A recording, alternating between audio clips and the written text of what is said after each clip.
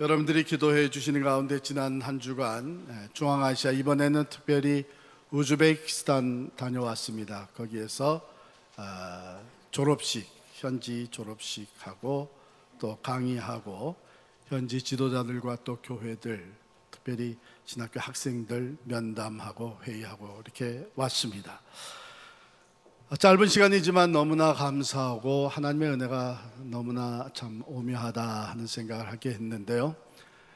알마티, 카자흐스탄 알마티의 신학교를 우리가 맡아서 시작하면서 하나님은 키르기스탄에도 신학교를 세우게 하시고, 또 알마티 신학생들이, 선교사들이 다 추방된 그 우즈베키스탄에 현지 카자흐스탄 또 우즈베키스탄에서 와서 배운 신학생들이 우즈베키스탄에 신학교를 시작할 수 있게 하셨어요.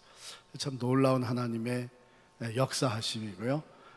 정말 우리가 중앙아시아를 품고 하나님 주신 비전을 따라 선교할 때에 하나님은 우리에 앞서가시며 일을 계획하시고 행하신다는 이런 확신을 더 갖고 돌아오게 됐습니다. 하나님께 영광을 돌리고 기도해 주신 여러분들께 진심으로 감사를 드립니다.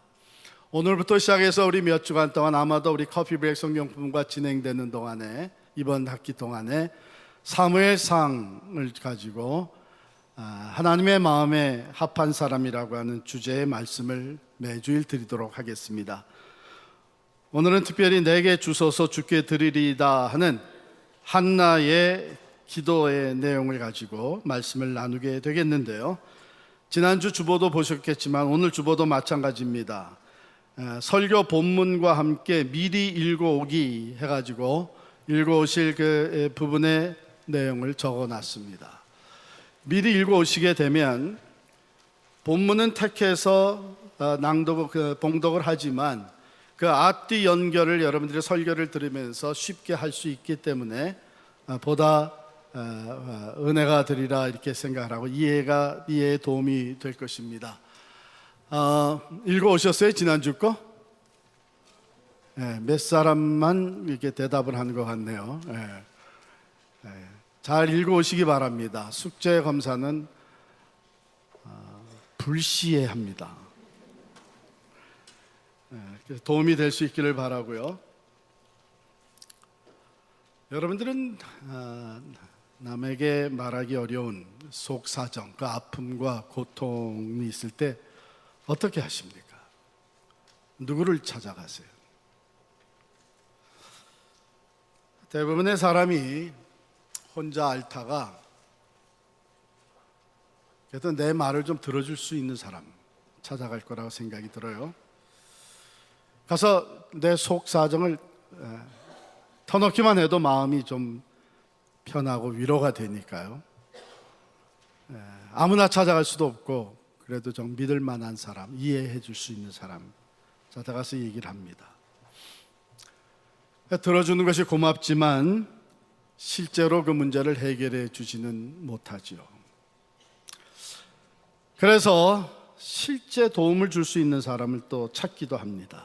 그래서 도움을 받기도 하지만 불치의 병이라든지 우리가 가지고 있는 돈, 힘, 사람의 방법이나 지혜로 해결이 불가능한 이런 문제들이 부딪히게 되면 우리 인간들은 초인간적인 능력을 행사한다는 사람들, 존재들을 찾아갑니다. 그래서 과거엔 참 우리 한국에서 많은 사람들이, 요즘도 그런 사람들이 있는데요, 그 용하다는 점쟁이나 무당을 찾아갑니다.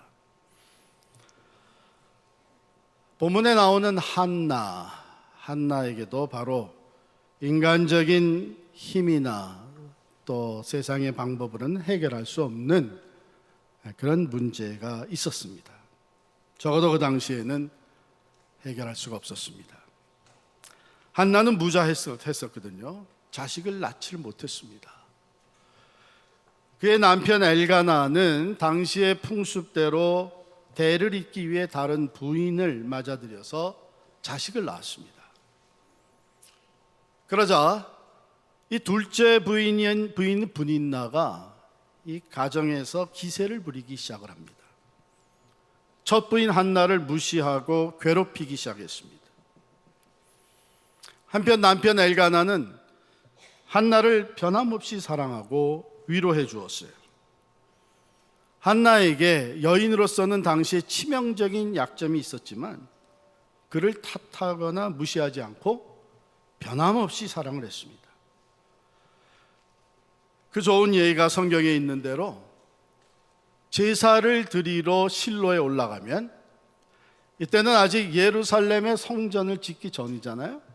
하나님의 언약궤를 실로에 모셔놨습니다. 그리고 거기에 제사장이 있어서 거기에서 제사를 드렸습니다, 하나님께.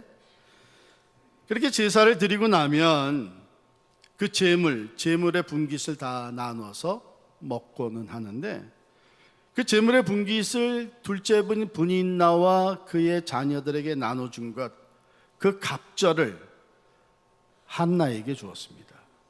그렇게 사랑을 변함없이 베풀어 주었습니다. 자, 그러면 이 분인나는 더 시기하고 질투하게 되는 거예요. 그래서 자식을 낳아준 자기보다도 한나를 여전히 더 사랑하는 남편을 보면서 남편에게는 뭐라고 말을 못하고 한나를 매우 질투하며 격동시키기까지 했다. 성경은 이렇게 기록을 하고 있습니다. 원래 히브리어 원어를 보게 되면 이것은 지속적으로 한나를 괴롭혔다는 뜻입니다. 지속적으로. 분인나가 한나를 어떻게 괴롭혔을까요? 우리가 그런 경험은 없을지라도 드라마 같은 것을 보면 잘 알 수 있죠. 아니, 애도 못 낳아주는 주제에 어떻게 남편의 사랑을 독차지하고 있느냐, 후손을 이어주지도 못하면서 어떻게 뻔뻔스럽게 안방을 차지하고 있느냐 등등, 그냥 이런저런 말을 통해서 이 한나에게 고통을 주었던 것이죠. 그럴 때마다 한나는 음식을 전폐하고 슬퍼했습니다. 울면서. 자, 그렇게 되면 엘가나 남편은 옆에서 울고 먹지 아니하고 슬퍼하는 사랑하는 아내 한나를 보면서 또 말로 위로했는데, 성경에 보면 내가 그대에게 10 아들보다 낫지 아니하냐 하며 위로했어요. 10 아들을 당신이 내게 낳아준다 그래도 나는 그 10 아들보다도 당신을 더 사랑한다. 내가 있으니까 슬퍼하지 마라. 내가 누구보다도 당신을 사랑한다. 정말 괜찮은 남편이죠. 여기에 있는 모든 남편들이 엘가나와 같이 되기를 축원합니다. 우리 부인들의 아멘 소리가 컸어요.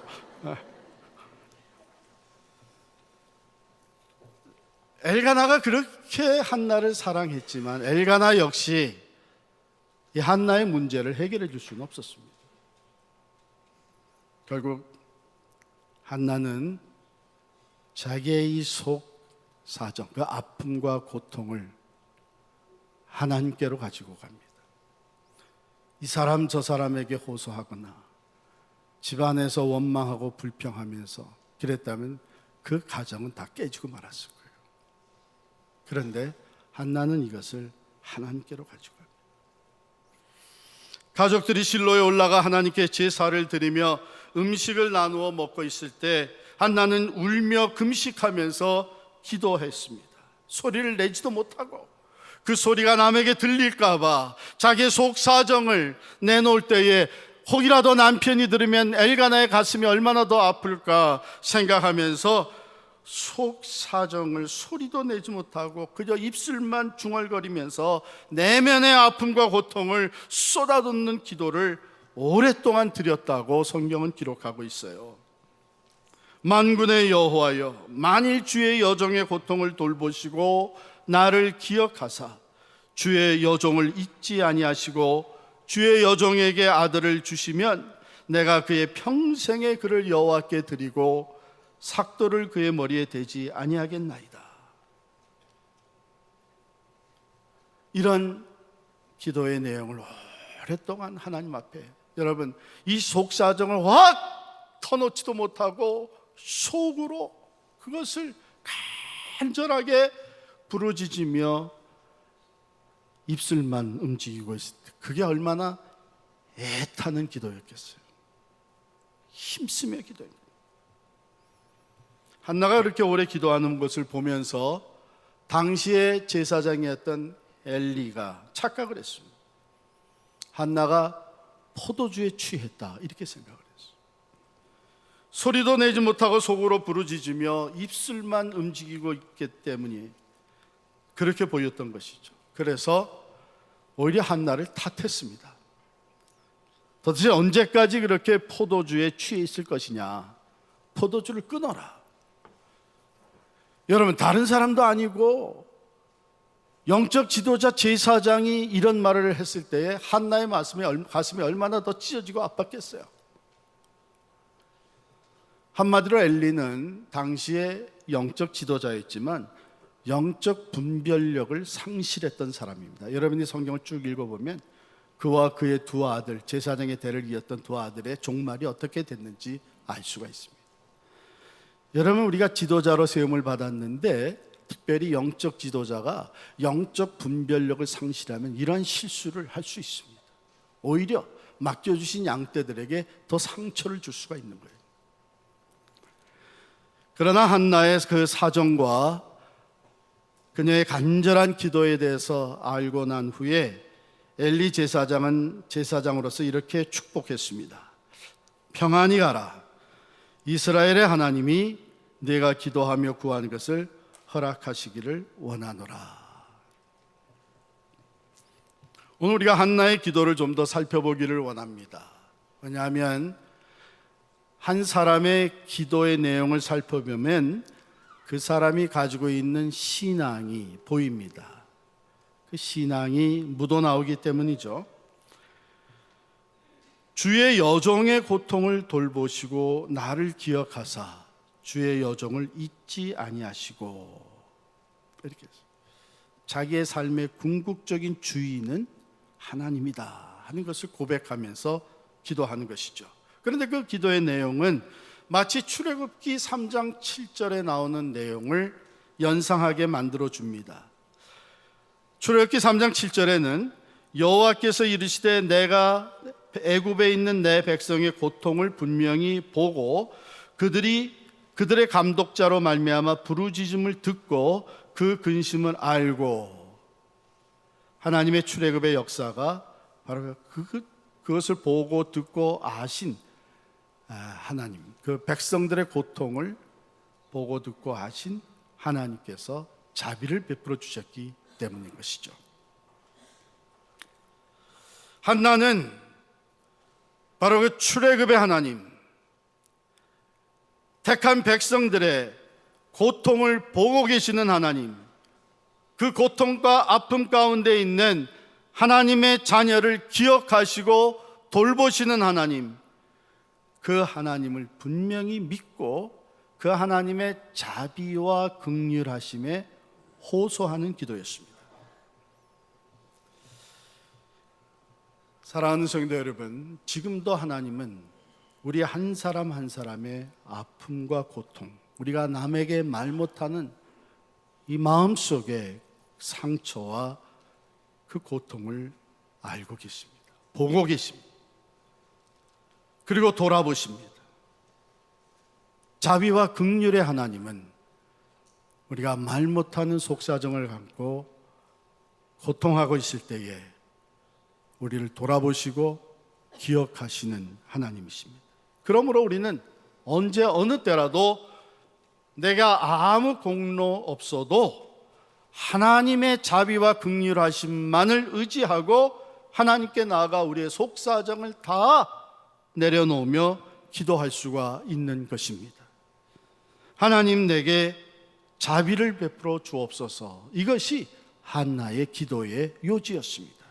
Lord, I don't deserve anything here, but I want mercy. Have mercy on me, O Lord. Have mercy on me. 내게 자비를 베풀어 주옵소서. 찬송가 369장 죄짐 맡은 우리 구주, 이 찬송가 2절 가사에 보면 시험 걱정 모든 괴로움 없는 사람 누군가 부질없이 낙심 말고 기도드려 아뢰세. 누구에게나 다 이런 내면의 아픔과 고통, 상처가 있습니다. 우리는 언제든지 자비와 긍휼이 풍성하신 하나님 앞에 이것을 다 내려놓고 기도할 수가 있다고 하는 것입니다. 한나는 기도하되 서원 기도를 드렸어요. 오늘 본문에도 보면 한나가 서원하여 이르되 그랬죠. 서원 기도, 이 한나의 서원 기도가 왜 소중한가? 기도의 응답을 받게 되면 내가 그 응답을 하나님을 위해 사용하겠다고 서원하는 거였습니다. 한나의 서원 기도는 더 정확하게 말씀드리면 나실인의 서원 기도였어요. 레위기 6장에 보면 나실인에 대해 기록된 것이 나오는데, 한나가 기도하기를 아들을 주시면 그 아들을 나실인으로, 즉 하나님께 바쳐서 하나님께 드려서 평생을 하나님의 종으로 살아가는 나실인, 그 나실인으로 하나님의 종으로 살게 하겠다고 하는 서원 기도입니다. 여러분이 나중에 레위기 6장을 쭉 살펴보면 그 나실인에게 주어지는 그 자격 요건이 있습니다. 그 중에 하나가 머리를 깎지 않는 거예요. 그래서 한나가 내가 삭도를 그의 머리에 전혀 되지 않겠습니다, 이렇게 서원하며 기도한 것이죠. 여러분, 우리는 기도할 때 우리의 기도의 동기를 잘 살필 필요가 있습니다. 많은 경우 우리가 하나님 앞에 기도할 때에 하나님의 기도의 응답으로 내가 남부럽지 않게 살고 내가 영향력을 발휘할 수 있는 사람이 되고 내 이름이 많은 사람들에게 알려지고 영향력이 확장되고 이런 것이 동기가 돼서 기도할 때가 없지 않아 많습니다. 물론 그런 기도도 하나님 필요하시면 들어주십니다. 그러나 오늘 한나가 드린 기도, 이 기도는 하나님이 응답해 주시면 그 기도의 응답을 내가 하나님의 영광을 위해서 사용하겠다고 하는 기도였습니다. 하나님이 내게 물질을 주시면 그 물질로 하나님의 일을 하겠습니다. 하나님이 내게 자녀를 주시면 그 자녀들이 하나님의 영광 위에 살아가도록 키우겠습니다. 하나님이 내게 지위를 허락해 주시면 내가 그 영향력을, 복음을 전하는 일에 사용하겠습니다. 하나님께서 내 건강을 회복시켜 주시면 내가 그 건강을 가지고 남은 삶을 하나님을 위해 살아가겠습니다. 이와 같이 하나님이 주시는 응답을 하나님의 영광을 위해서 사용하겠다고 하는 이 기도입니다. 성경에 서원 기도에 대해서 주시는 가르침이 정확히 나타납니다. 서원 기도의 그 포맷은, 양식은 다 똑같아요. 무엇을 해 주십시오. 그러면 내가 무엇을 하겠습니다. 그 간구와 약속이 같이 가는 것이죠. 즉 이행하겠다고 하는 것을 전제로 해서 하나님과 약속하는 것입니다. 그 서원기도의 대표적인 것이 야곱의 서원기도인데요, 야곱이 형 에서를 피해서 도망가다가 베델 광야에서 하나님을 만나게 되고 그리고 거기서 서원기도를 드립니다. 내일을 알지 못하는 이 암담한 상황 속에서 하나님께 기도하기를, 하나님, 내가 가는 길에서 나를 지켜주십시오. 내가 먹을 떡과 입을 옷을 주십시오. 그리고 나로 평안히 아버지의 집으로 돌아가게 해주십시오. 이 세 가지를 간구한 뒤에 야곱은 서원을 합니다. 만일 그렇게 해주시면 내가 여호와를 나의 하나님으로 섬기겠습니다. 두 번째, 내가 누웠던 이 돌 기둥을 여기에 하나님의 성전이 되게 하겠습니다. 세 번째, 반드시 내가 얻은 모든 것의 11조를 하나님께 드리겠습니다. 이게 세 가지 요구와 세 가지 소원을 했어요. 그러니까 하나님은 이 야곱의 기도를 다 응답해 주셨어요. 가는 길에 지켜주셨을 뿐만 아니라 그저 간단히 먹을 것 입을 것만 준 것이 아니고 풍성한 재물을 주셨습니다. 그래가지고서는 마지막에는 이렇게 많은 식구들, 자식들을 거느리고 금이 환영하게 해주셨어요. 자기의 요구는 다 들어주셨는데 돌아오는 길에 자기가 서운한 것을 갚아야 되지 않겠습니까? 이 서운한 것 중에 하나가 뭐냐면 자기가 누웠던 그 베델, 그곳에 하나님의 전을 세우겠습니다 이렇게 서원을 했는데 거기에다가 하나님의 제단을 쌓겠다 그런 것인데 돌아온 길에 보니까 세겜이라고 하는 것을 지나오게 됐어요. 세겜에 이르렀을 때 보니까 세겜이 퍽 살기가 좋은 곳이었어요. 그리고 또 다행스러운 것은 이 세겜이 베델에서 멀지 않은 곳에 있었던 것이에요. 그러니까 스스로 생각하기를 여기 세겜에다가 제단을 세우면 베델에 제단을 세운 거나 뭐 마찬가지다 이래가지고 컴프로마이즈를 한 거죠. 스스로 타협을 하고 거기에 머물러 살기 시작을 했습니다. 거기에다 제단을 쌓는 거예요. 그때에 엄청난 일을 당하게 됩니다. 죽음의 위기에 봉착하게 됩니다. 궁금하시죠? 무슨 일인지. 그래서 돌아가셔서 성경을 읽어보시면 돼요. 그때 깨달았어요. 내가 하나님께 약속한 것이 베델에다가 하나님의 전을 세우겠다 그랬는데, 제단을 쌓겠다 그랬는데 하나님께서 알려주셨거든요. 너 베델로 올라가라. 베델로 올라가라. 그래서 크게 어려움을 당하고 나서 하나님 앞에 약속한 것을 이행을 합니다. 사사기에 보면은 입다 사사가 서운한 기도의 내용이 나오는데, 입다의 경우는요 이스라엘의 사사로서 암몬 족속과의 참 민족의 이 생명을, 그러니까 민족을 위한 결전을 두고 하나님 앞에 기도한 거예요. 하나님께서 이 암몬과의 싸움에서 승리하게 해주시면 내가 돌아오는 길에 누구든지 제일 먼저 나와서 나를 맞이하는 자를 하나님께 번제물로 드리겠습니다. 엄청난 소원이죠. 하나님께서 암몬과의 전쟁에서 승리하게 해주셨어요. 그리고 돌아오는데 입다를 나와서 제일 먼저 입다를 맞이한 것이 자기의 무남 동료였어요. 근데 입다는 하나님께 서원한 대로 하나님께 그 딸을 바쳤습니다. 오늘 한나의 경우는 아들을 주시면 그 아들을 하나님께 드리겠다고 서원했고, 하나님은 아들 사무엘을 주셨습니다.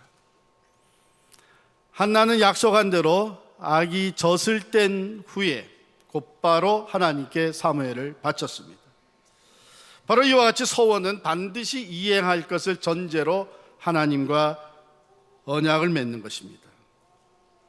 함부로 서원하는 것은 피하는 것이 좋습니다. 그러나 일단 서원한 것은 반드시 이행하는 것이 신실한 신앙인의 증표가 됩니다.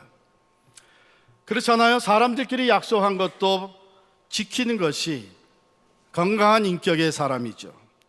약속을 무시하고 파기하고 없었던 일로 치부하는 사람들은 참으로 믿고 사귀기가 어려운 사람들입니다.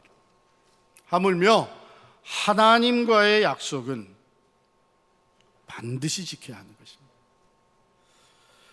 다윗은 시편 15편 4절에 이렇게 기록을 하고 있어요. 그 마음에 서원한 것은 해로울지라도 변치 않는 사람, 그 마음에 하나님 앞에 서원한 것은 자기에게 해가 될지라도 변치 않고 이행하는 사람, 그런 사람이 여호와의 장막에 유하며 하나님의 산에 거할 수 있는 자격이 있다, 그런 얘기를 했습니다. 왜? 우리 하나님은 신실하신 하나님이시거든요. 그러므로 그 하나님 앞에 신실하게 서원한 것을 지키는 사람이 하나님과 더불어 거할 수 있다고 하는 것입니다. 지키지 못할 서원은 하지 않는 것이 좋습니다. 그냥 기도하시는 것이 좋아요. 그러나 서원 후 응답을 받았다면 반드시 소원을 지켜야 됩니다. 우리는 문제가 해결되고 나서 소원한 것을 잊어버릴 수 있지만 하나님은 우리가 소원한 것을 잊지 아니하시고 반드시 찾으시기 때문입니다. 우리 사람들은 참으로 절박한 상황에 놓이게 되면 저절로 소원 기도가 나오는 것이죠. 하나님, 이번만 살려주시면, 하나님, 이 아이만 건강하게 만들어주시면, 하나님, 이번 사업만 잘 되게 해주시면 하면서 우리가 소원을. 한나의 소원 기도를 들으신 하나님, 응답하셨을 때에 한나는 그 아이의 이름을 사무엘이라고 지었습니다. 그 이름의 뜻이 내가 여호와께 그를 구하였다, 즉 내가 하나님께 구해서 얻은 아들이라고 하는 뜻입니다. 이 아기를 품에 안았을 때 한나의 마음에 모든 상처와 아픔과 고통이 다 사라졌겠죠. 상상만 해도 그 한나가 아기 사무엘을 품고 있는 모습, 우리가 그 배경을 알면 상상만 해도 마음에 감동이 있고 참 기쁨의 눈물이 우리에게도 생깁니다. 이 세상에 어떤 것보다도 소중한 이 아들, 근데 한나는 소원을 지키기 위해서 젖 먹인 것, 그 젖을 떼기까지 데리고 양육하고 젖을 떼자마자 이 사무엘을 데리고 실로로 올라갑니다. 실로로 올라가서 엘리 제사장 앞에 이 아이를 드리면서 이렇게 얘기합니다. 이 아이를 위하여 내가 기도하였더니 내가 구하여 기도한 바를 여호와께서 내게 허락하신지라. 그러므로 나도 그를 여호와께 드리되 그의 평생을 여호와께 드리나이다 하고 그가 거기서 여호와께 경배하니라. 우리 아이들이 성장해가지고 대학 캠퍼스를 갈 때에 데리고 가서 짐 다 내려주고 그 학교에 두고 처음으로 학교에 두고서는 돌아서는 부모가, 울지 않은 부모가 몇이나 있겠습니까? 이 18살 성장한 젊은이를 혼자 놓고 올 때도 마음이 안 좋은데 이 막 젖된 아기 사무엘을 실로에 두고 돌아올 때 그 한나의 마음이 얼마나 어려웠겠어요. 그런데 성경은 한나가 그런 상황 속에서 하나님을 찬양했다고 기록하고 있습니다. 1장 28절에 보면 그러므로 나도 그를 여호와께 드리되 그의 평생을 여호와께 드리나이다 하고 그가 거기서 여호와께 경배하니라 하고 2장으로 넘어가는데 2장에 한나의 기도가 또 나와요. 그런데 이 기도는 하나님을 기뻐 찬양하는 기도예요. 기도의 내용을 가만히 요약을 해보면 이 기도는 하나님의 하나님 되심을 찬양하고 있는 기도입니다. 여호와 같이 거룩하신 이가 없으시니 이는 주밖에 다른 이가 없고 우리 하나님 같은 반석도 없으심이니이다. 또 5절에 내려가면 전에 임신하지 못하던 자는 7을 낳았고 많은 자녀를 둔 자는 쇠약하도다. 여호와는 죽이기도 하시고 살리기도 하시며 수월에 내리게도 하시고 거기에서 올리기도 하시는도다. 여호와는 가난하게도 하시고 부하게도 하시며 낮추기도 하시고 높이기도 하시는도다. 하나님을 기뻐 찬양하는 이런 기도를 드리면서 사무엘을 두고 왔다는 거예요. 이것은 무슨 얘기입니까? 하나님께 서원한 것을 갚으되 억지로 했다는 것이 아니에요. 기쁨으로 했다는 거예요. 마지못해서 한 것이 아니라 하나님을 찬양하며 서원한 것을 갚았다는 겁니다. 그 결과 하나님께서는 한나에게 복에 복을 더해 주셨는데 2장 21절 보실까요? 2장 21절 보면 여호와께서 한나를 돌보시사 그로 하여금 임신하여 세 아들과 두 딸을 낳게 하셨고 아이 사무엘은 여호와 앞에서 자라니라. 사무엘은 하나님 앞에서 성장, 하나님의 구별된 사람으로서 성장하고 그 사무엘 대신에 하나님께서 세 아들과 두 딸을 더해 주셨다는 것이죠. 하나님은 이와 같이 신실한 하나님의 사람들, 서원한 대로 갚는 사람들을 복 주시는 분이십니다. 우리나라에 참으로 존경받으셨던 한경직 목사님, 고 한경직 목사님 하늘나라에 가셨죠. 그분의 그 전기 책 영어 타이틀로는 Just 3 more years to live라고 하는 3년만 더 살게 해주시면 이라고 하는 책이 있습니다. 그 책에 보면 한경직 목사님은 이북에서 숭실대학을 졸업한 후에 미국 유학길에 오르게 되었습니다. 그때가 1925년 그분의 나이가 24세 때 처자를 두고 부산항을 떠나 미국 유학의 길에 오르셨습니다. 와서 공부하시다가 뉴저지에 있는 여기 우리 뉴저지의 프린스턴 신학교에서 1929년에 석사 과정 MDiv죠, Master of Divinity를 마치고 곧바로 예일 대학으로 가셔서 박사 과정으로 진학하려고 계획하셨습니다. 그때까지도 한 목사님은 목사가 되겠다는 꿈은 없었고 교회 역사를 가르치는 신학교 교수가 되기를 원하셨습니다. 그런데 그 꿈이 깨진 거예요. 폐결핵 진단을 받으셨습니다. 유학생활을 하면서 아마 학비 또 생활비 조달을 하느라고 밤낮 없이 과로했던 탓으로인지 폐결핵에 걸리고 말았습니다. 미시간주에 있는 요양원에 치료를 받고자 신청을 했는데 그 요양원에서는 결핵 3기의 환자는 자기들이 받을 수가 없다고 해서 거절됐습니다. 그래서 뉴멕시코주의 알버커크에 있는 Southwest Presbyterian Sanatorium이라는 곳에 그 요양원에 가서 치료를 받게 되셨습니다. 한국인으로서는 이 유학생 한경직이 처음으로 그 요양원의 환자가 되었었다고 합니다. 1929년 그 요양원에 들어가는 당시 미국 내에서도 일반적인 요양원 환자의 통계를 보면 폐결 환자의 50%는 요양원에서 죽어 나갔습니다. 이 절망에 빠진 가운데 한경직 목사님은 고향에 계신 아버지와 아내 또 딸에게 유서와 같은 편지를 보냈다고 합니다.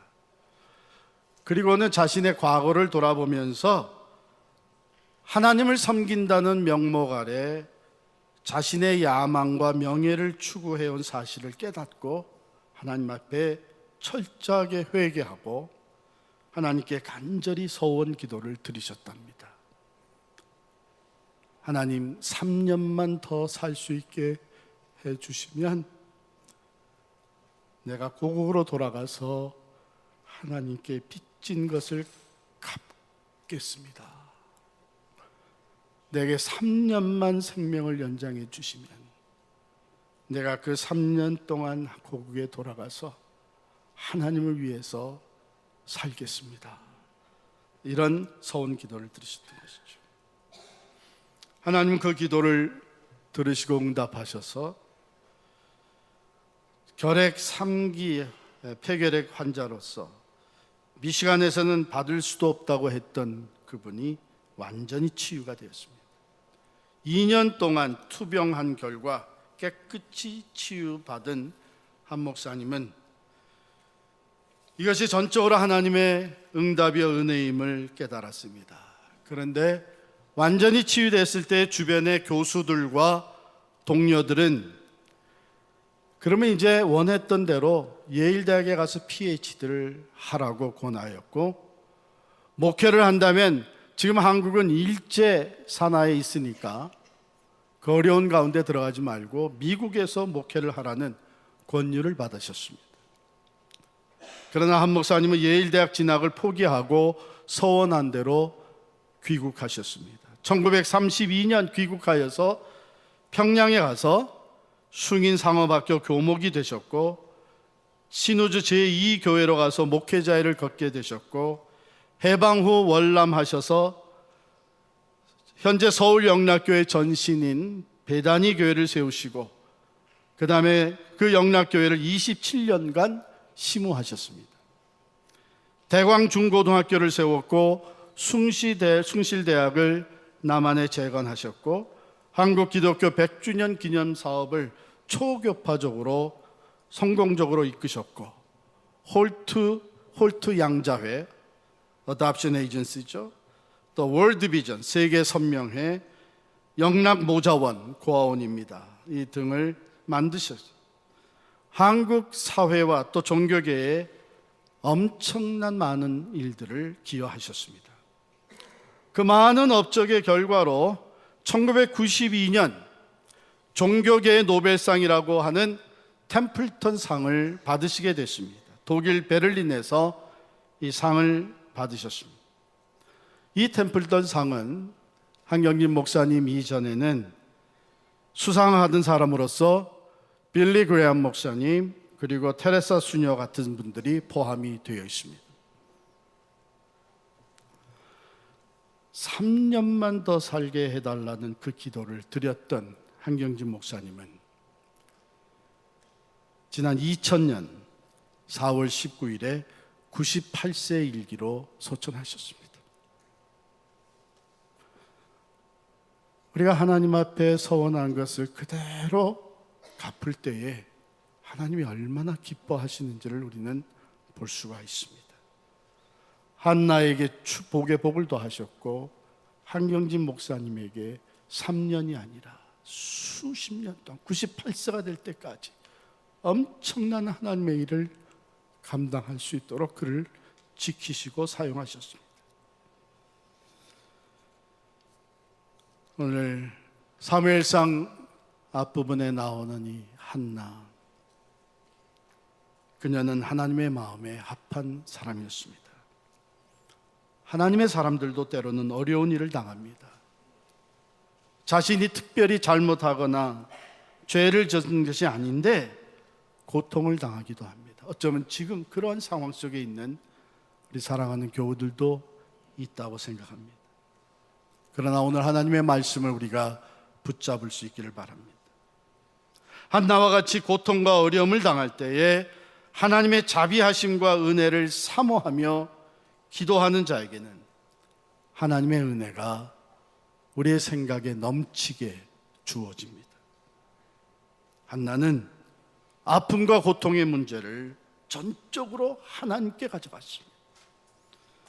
하나님의 자비하심과 긍휼하심을 온전히 의지하며 기도했습니다.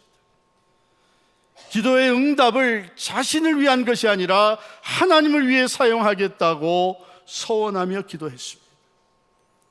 그리고 서원한 것을 그대로 갚으며 하나님을 찬양했습니다. 오늘 우리가 한나와 같이 어려움과 고통, 남에게 말할 수 없는 속사정으로 아파하고 힘들어할 때에 이 한나를 기억하실 수 있기를 바랍니다.